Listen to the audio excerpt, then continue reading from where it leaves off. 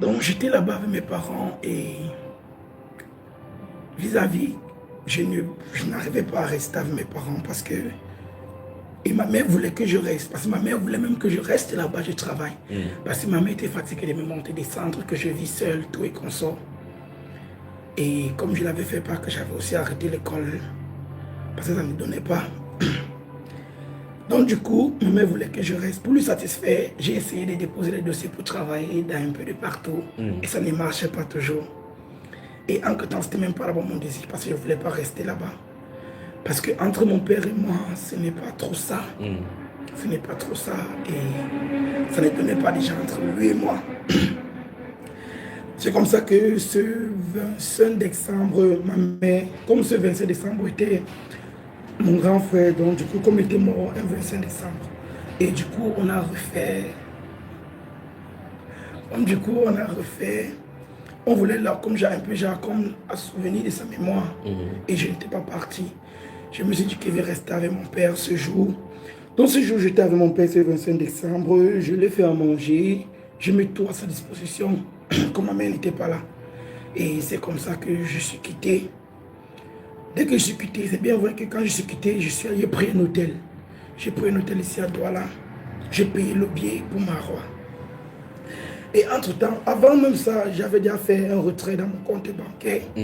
J'avais fait un retrait dans mon compte bancaire d'à peu près 8 millions que j'avais fait dans mon compte bancaire. Et je voulais faire le voyage progressivement. Genre que le voyage ne me fatigue pas. Donc tu vas aller étape après étape, dans un pays, par la suite dans un autre pays. C'est comme ça que je voulais faire. Bon, c'est comme ça que je paye le billet pour Marois. Et j'ai dormi à Douala ce 25. Et j'ai pris la route le 26. Le 26. Et le voyage s'était très bien passé. C'est là où j'avais déjà raconté ça dans mon témoignage, là où j'avais fait au niveau de la falaise, là où j'avais fait cette intégration avec cette voiture où il y avait un jeune enfant. Oui. Donc mon arrivée à Marois, quand j'arrive à Marois, je prends un hôtel. Déjà, Marois d'abord n'était pas une ville facile pour moi. Parce que j'arrive à Marois, je prends un hôtel. C'était la première fois que tu allais à Marois? Physiquement. Oui, physiquement. Oui. Vous avez j'étais allé à Marois spirituellement.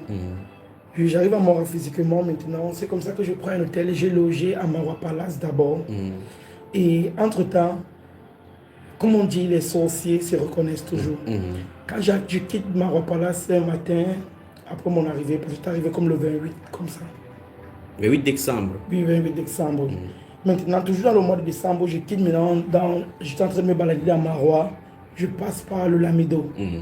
Et directement, quand j'arrive devant la chefferie, mon esprit me demande d'entrer.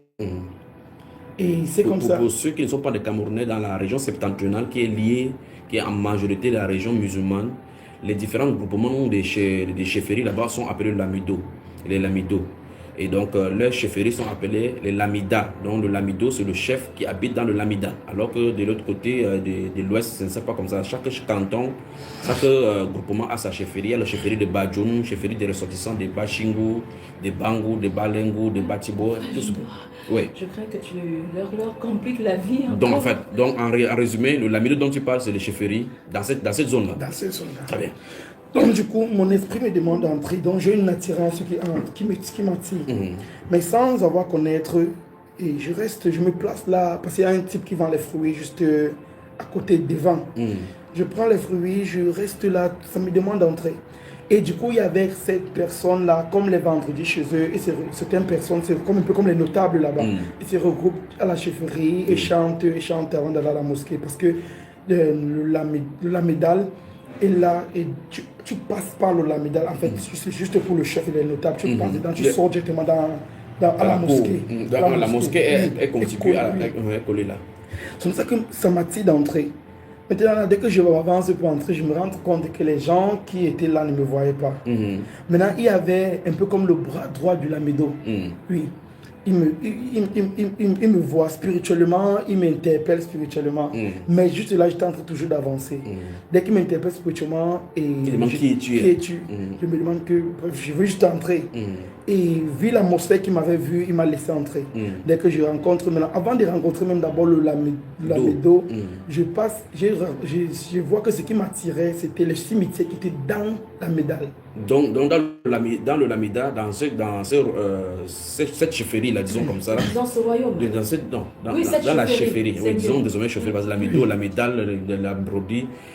Dans la chefferie de cette zone de Marois se trouve donc un cimetière. Oui, il y a des tombes à l'intérieur. Là où on enterrait les chefs. Maintenant, il y avait un de les chefs qui était déjà mort, que l'esprit qui était en moi, l'esprit qui m'avait possédé dès mon bas âge, de mon arrière-grand-père, de l'arrière-grand-père lui connaissait. Et ils avaient eu un problème, auparavant, toujours dans la spiritualité. Donc, c'est ça qui dans l'esprit, dans cette époque-là, ils avaient eu à interagir.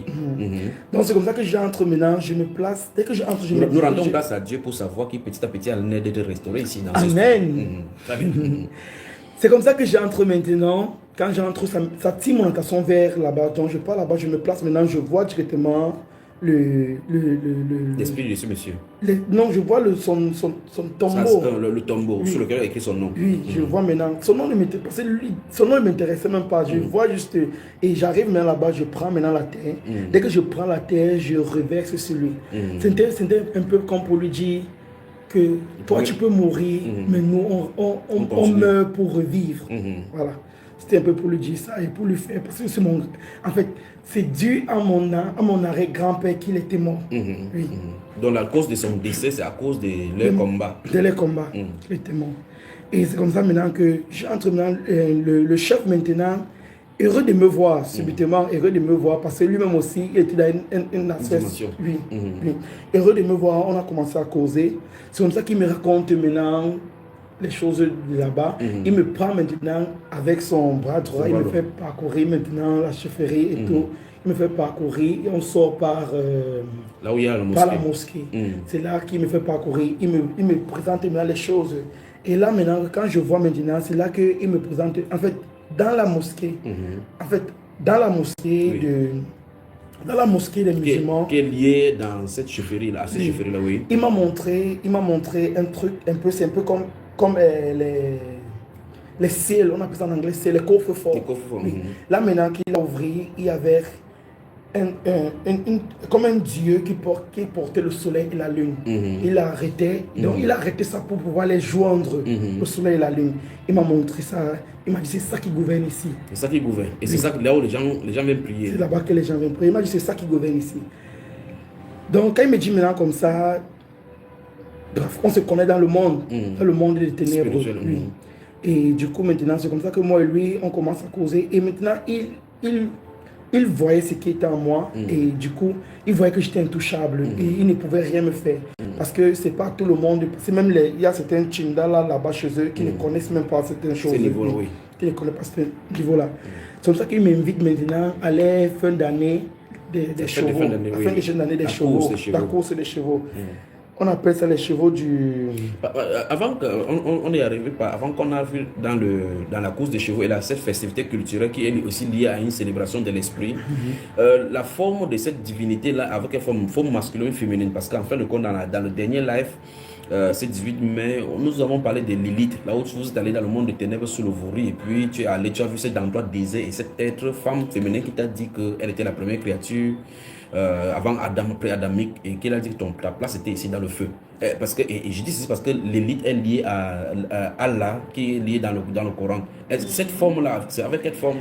La forme était masculine. Oui, très bien. La forme était masculine, mais à côté, il y avait... C'était déjà une forme, c'était un peu comme la forme de Beth Famor. C'était une forme masculine. Maintenant, de ces côtés, il y avait le féminin et le masculin. Mais c'était pas en statut, donc c'était pas comme des êtres humains. Mais ces côtés signifiaient le féminin et l'autre côté signifiait le masculin. Oui. Et là, est-ce que là où c'est positionné dans la mosquée, est-ce que les gens qui viennent se poster là-bas savent ce qu'ils adorent? Non, ils ne savent pas. Ils ne savent pas. Mais ils ne savent pas. Mais dans la Bible appelle Tammuz. Ils ne savent pas. Mais il y a des... comment dire, des initiés. Il y a des initiés grands imams qui savent. Qui savent cela. Il y a des grands initiés qui savent cela. Donc c'est comme ça qu'ils m'invitent.